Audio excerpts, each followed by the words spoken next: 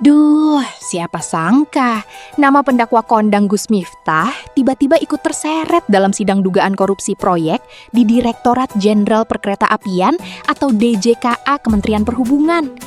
Nama Gus Miftah mencuat bukan karena ditetapkan sebagai tersangka, melainkan karena disebut dalam keterangan saksi yang dihadirkan di Pengadilan Tindak Pidana Korupsi Semarang. Dalam persidangan tersebut, seorang saksi menerangkan bahwa terdapat penyaluran uang sebesar 100 juta rupiah yang disebut diberikan kepada Gus Miftah. Pernyataan itu disampaikan di bawah sumpah sebagai bagian dari proses pembuktian perkara yang sedang berjalan. Sontak saja, nama Gus Miftah langsung menjadi bahan perbincangan publik. Banyak yang bertanya-tanya, benarkah uang itu diterima? Kalau benar diterima, untuk keperluan apa? Dan apakah ada kaitannya dengan perkara korupsi yang sedang disidangkan? Ya, hari ini kita mendapatkan keterangan cukup terang benderang dari saksi yang bernama Deki Martin.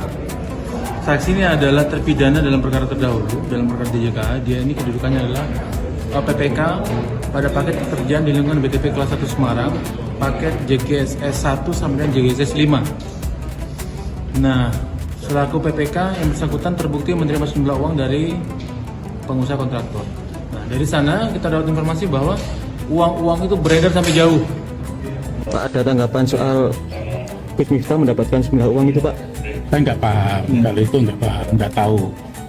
Nggak tahu itu, saya nggak bisa komentar apa-apa. Nah, disinilah publik perlu membedakan antara keterangan saksi dengan fakta hukum yang telah diputus pengadilan. Sampai saat ini, penyebutan nama Gus Miftah dalam sidang masih sebatas isi kesaksian. Kesaksian tersebut masih harus diuji melalui alat bukti lain dan dinilai oleh majelis hakim sebelum dapat dijadikan dasar kesimpulan hukum.